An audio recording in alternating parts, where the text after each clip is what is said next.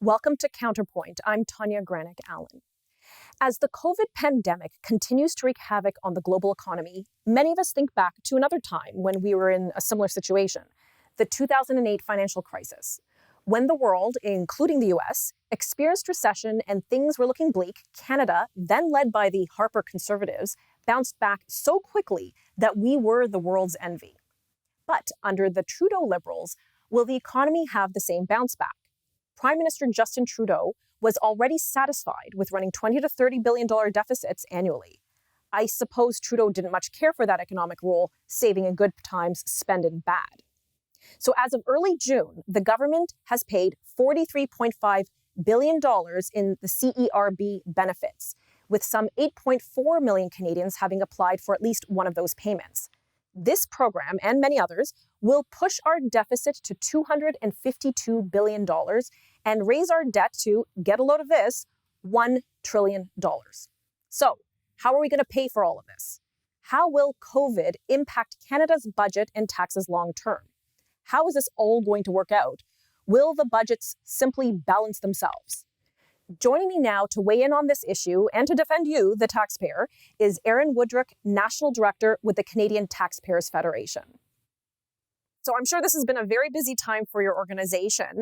Looking back for the last few months with the COVID, we've seen loans, wage subsidies, the CERB, the emergency benefit. Overall, how well do you think the federal and provincial governments have handled this crisis? How would you grade them?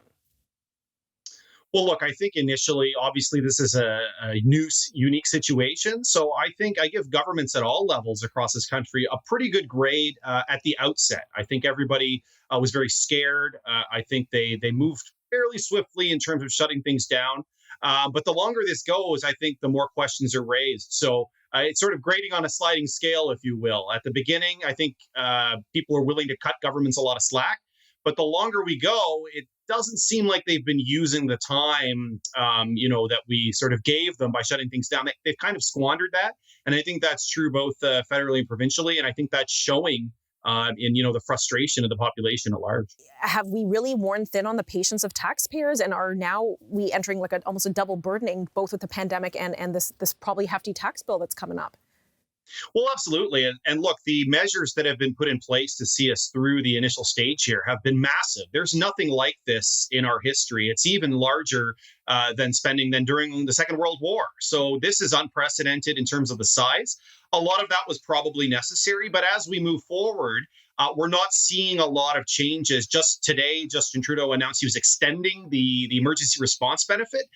So now we have a situation where we're trying to reopen the economy, and yet he is still paying $2,000 a month for people to stay home. So you can see how that's going to create a real challenge as employers are trying to find people to get back to work. Because there is still a fear of people contracting this disease, and especially amongst the, say, 50 plus crowd who are still active in the workforce, that maybe they need to take extra precautions. So, perhaps that CERB benefit should continue to be paid out until they feel comfortable to re-enter the workforce. What do you think about that? Yeah, I don't think. I think it's fair to think of some supports. I think the CERB as it was designed was only really effective and had not a lot of negative downsides while everything was shut down.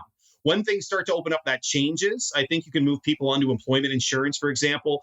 There's still going to be some people left over, and I think you figure out what to do with them. But the reality is there are out there right now people who would rather take the $2,000 and just take the summer off. Take $2,000 a month, take the summer off. And that's a real problem when you're desperately trying to get the economy back and employers are saying, I'm making job offers, and people are saying, no, thanks, I'm just going to take the summer off and get my $2,000 a month. But are they taking the summer off because they're worried about the virus, or taking the summer off because it just works out, it's convenient? What do you think? That's the challenge. There are going to be people with legitimate, health concerns, people who are immunocompromised, people who have to watch children, for example. But there are other people that simply will just choose not to work. And the challenge for the government is to find a way to help the people who need help while making sure that people who can work are working. What would you have done differently going for the CERB in the way it was rolled out? Well, initially it was fine. I think for the renewal here, really what they should have done is moved as many people as possible over to employment insurance, which of course requires you to have to look for work, or put some additional restrictions on CERB.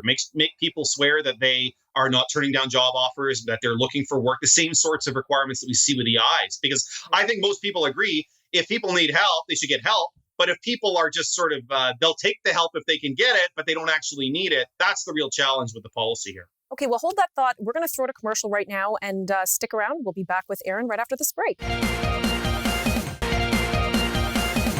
Welcome back. Before the break, we were looking to see what Canada's response has been to the coronavirus pandemic, what benefits and programs are being offered, and how they have helped and impacted Canadian citizens.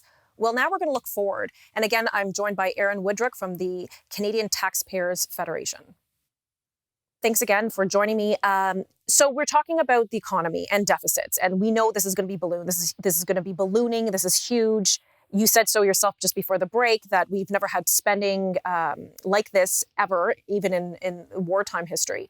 So what's going to happen with the deficit next year? How are we going to pay for all of these programs and emergency benefits? Obviously, we're going to have weaker revenues and weaker profitability, and we'll obviously likely run a deficit next year as well, as we have for the last several years, but even bigger now. Will the Liberal government have to raise taxes to pay for all this? And how do you see that happening? Some people are going to certainly make that argument. I think that would be a very bad idea right now, for the same reason that the Liberals themselves have largely frozen taxes, deferred them. If you have an economy that's desperately trying to get back into gear, the worst thing you could do is hit them all with a tax hike. That would pretty much cripple any recovery. So I think that'd be a terrible idea. We're going to be facing a deficit that is going to be at least 10 times bigger than last year. So, I mean, the scale of this is massive. And there's a lot of attention focused on the spending side right now, and understandably, because so much money is going out the door. There's good news and bad news, though. The good news is that if this spending is in fact temporary, just turning the taps off, so to speak, will eliminate a lot of the spending side. The real challenge, I think, which really hasn't gotten enough attention right now, is on the revenue side. There's just not going to be a lot of tax revenue coming in. And most of the time with deficits, you're able to close that gap just by showing some restraint and having government, hold the line on spending.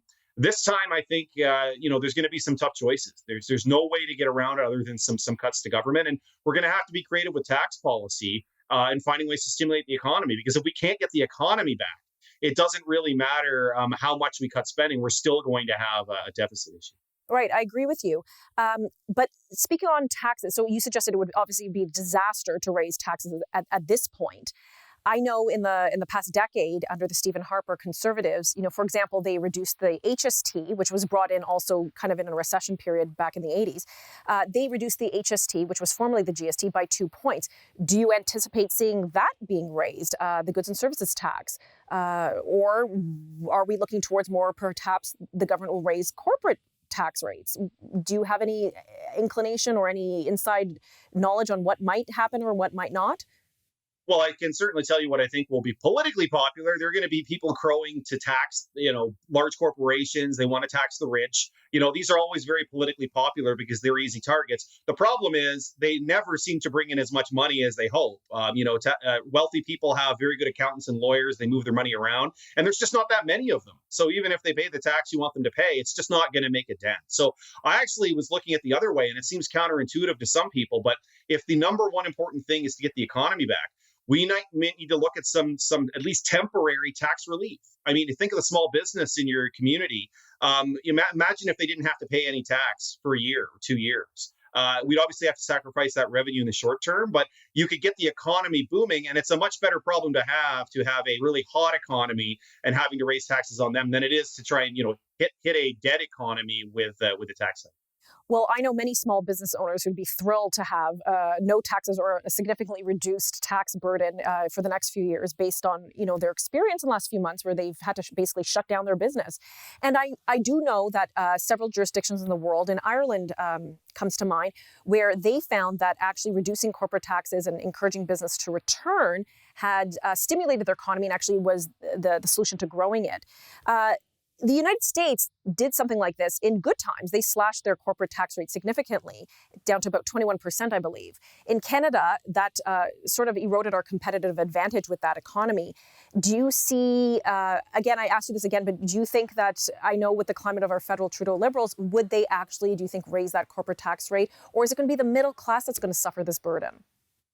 Look, I think the Trudeau Liberals, like every government, want to get reelected. I think the reason that they're reluctant to raise taxes on large segments is because they know people don't like tax hikes. So that's why they go after the super rich, the big corporations. Nobody likes them. But again, I think that everything has to be on the table here. I think if the Trudeau Liberals are honest about being open to find new ways to stimulate, because we're not going to get out of this with the same old method, which is just pick a bunch of politically connected companies and give them billions of dollars. That has never worked in our past, and it's not going to work this time. So I think that if we're going to stimulate, we should try and spread that wealth around to as many Canadians as possible, as many entrepreneurs and small businesses. And things like tax relief are a really good way to do that. To make sure that the recovery is fair. We'll have to explore that a little bit more after the break. We're going to go to commercial. Thank you. Stick around, and we'll be right back. Welcome back. I'm Tanya Granick Allen. Joining me is Aaron Wudrick from the National Taxpayers Federation. Before the break, we were chatting about what does our economy here in Canada look like going forward while we have tax hikes. Aaron, thanks again. We talked about the CERB benefit in our first segment, and we were chatting about how some people, you suggest, might be frauding the system, to be putting it quite frank. We've seen media headlines discussing this and reports, and some people getting paid the CERB without even having applied. I've heard of this as well. How widespread do you think the fraud actually is? Well, it's really hard to say without looking into it. The government's own estimate was 2 to 3% fraud. That doesn't sound like a lot, but when you have 8 million applicants, suddenly you're getting up into a significant number of people. In fact, we crunched the numbers, and it was, if all those fraudulent cases that are flagged, they estimated about 200,000. That's $400 million a month in fraudulent payments. So it's a significant amount of money. I don't want to suggest that everyone who's getting the money inappropriately is doing it on purpose. There's certainly some people who think they might be eligible or didn't apply and got it accidentally. I'm not talking about those people. I'm talking about the people who deliberately are stealing money, even though they know they're not eligible for the payments. So, and I know we sort of touched upon this in our previous segment. So, would someone be considered a fraudster in your opinion? Somebody who actually has psychological fear of this virus and really just does not feel capable of going back to work, and they say, I think I'm going to sit this month out or the next 2 months out, wait till things settle down. Hopefully, we won't be in this big, huge second wave coming. Would that be perceived as being fraud? I think a lot of people are confused. Am I frauding, or how does one qualify who a fraudster is?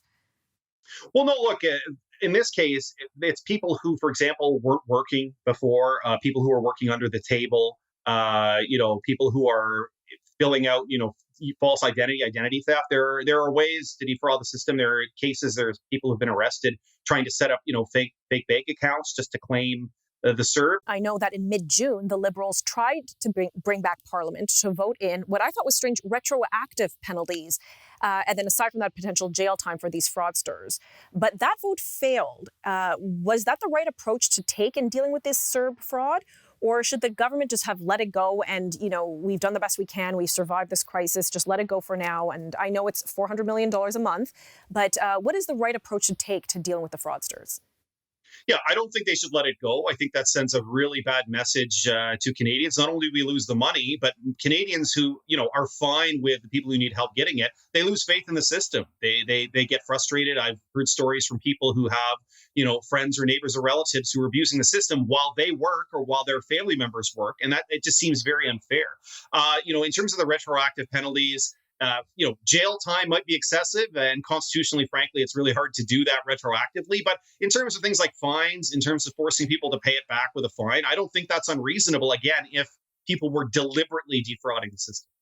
But, sometimes I think that we're almost setting up like a class war, if you will. There are people who are government employees or who are teachers who are continuing to enjoy full pay for, say, equal or maybe reduced workload. But there are some people who've been forced to shut down their businesses, think hair salons or travel agencies, for example, and they need to make their livelihood. So, they might feel almost unfairly disadvantaged. What are your thoughts on that? Oh, there's no question that the vast majority of the burden of this pandemic has been borne by the private sector. Government is almost virtually untouched. In fact, members of parliament got a pay hike during all of this. So, it is. I think going forward there is going to be a reckoning. There is no question that there are going to have to be spending reductions in government because there is no way that it's going to be acceptable for people who have lost their shirt, had their businesses bankrupt, be able to look at people who work in government and see that they have literally not lost a dime. That's just not fair. And it's not sustainable because we won't have the money. So I think, if I were a person working in government, if I were a union leader in government, I would be preparing to, look at ways that you can share in some of the pain, because I can tell you that people who work in the private sector are not going to have any time for people who think government should be completely untouched. But will the reckoning mean, say private industry against the government and union, or are we talking about private industry employee against a public sector industry employee? Well, we're talking about making sure that government recognizes. Like, look, this is the reason why politicians in other countries have taken pay cuts. You look at the Prime Minister of New Zealand, MPs in Japan and India, they all took pay cuts right away because they recognized that the only way they could demonstrate to the public that they were going to suffer through this with them was to personally say, you know what, I will suffer too. We're not seeing that in Canada. And I think there's a bit of a tin ear in the political class, not recognizing just how painful this is for regular people. And I'm not saying we should do this to be spiteful. I'm not saying to be mean. The reality is we won't have a lot of money. And if other businesses are taking a 90% revenue loss, is it unreasonable to ask people working in government to take a 10 or 20% pay cut? I don't think it is. So hold that thought. We're going to go to a break right now, and we'll perhaps explore that just after. Stay tuned.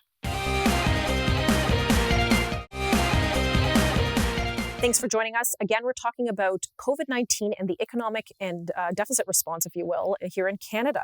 Aaron Wudrick, thanks again for joining. Just before the break, you and I were chatting about how in some countries, the prime minister or their representatives, the elected representatives, took a pay cut. But you mentioned something interesting, that here in Canada, our MPs, I don't know if it was planned or what, but they took that opportunity to actually give themselves a pay raise. What happened and why has nobody freaked out on this? Yeah, to be fair to MPs, they didn't plan it this way, but every April 1st, actually get an automatic pay raise. Their pay is tied to a bunch of factors, including inflation and the average salary increase of people who work in government. So they get a nice pay raise every year. To their credit, we actually asked all 338 MPs to donate their pay raise this year, and over 200 of them agreed to do that. So I think they recognized it, but they need to go further. You're talking about pay cuts. Politicians in other countries know that there's already a suspicion and disillusionment with a lot of politicians amongst the general public. And to be getting a pay raise when you're doing very well, I mean, our MPs make 180 grand a year. That is far more than the average Canadian makes. So I think they are certainly better placed to take a little bit of a pay cut compared to the average Canadian. And without getting too into the weeds, can I be so bold and ask, was there one party or another party, or was it all uniform that the 200 MPs, were they representative of all parties who decided, you know what, I'm going to donate this raise, this automatic raise to charity? There were MPs from every party. I think the vast majority of the Conservative caucus did, about half the Liberal caucus, and then similar proportions of the NDP and the Bloc and the Green Party. So there were MPs from every party that were willing to do that. Okay, that's good to hear. We say that COVID has sort of united the country. Well, perhaps in charity as well, we have been united in this regard. Switching gears for a sec, and again, we were talking about touching upon the international response, again, vis-a-vis the Canadian response economically. How do we fare going forward, or how have we even fared with our wage subsidies, with our economic stimulus programs during COVID-19 compared to some of the other jurisdictions who are similar or perhaps radically different? Yeah, we're sort of middle of the road. I mean, most major countries have had a significant spending response. I don't think economically there's any country that's going to escape from this unscathed. I think, again, the real challenge isn't measured by the initial response. It's how you sort of wind it down. The big fear that a lot of us have is that these temporary measures are going to become permanent. Many of you may know something called the income tax. You may not know that's a temporary measure that was supposed to pay for the First World War, and yet we still have it with us today. So you can see the danger with some of these measures that are very, very expensive sticking around. I think, again, initially, I think our government did fine.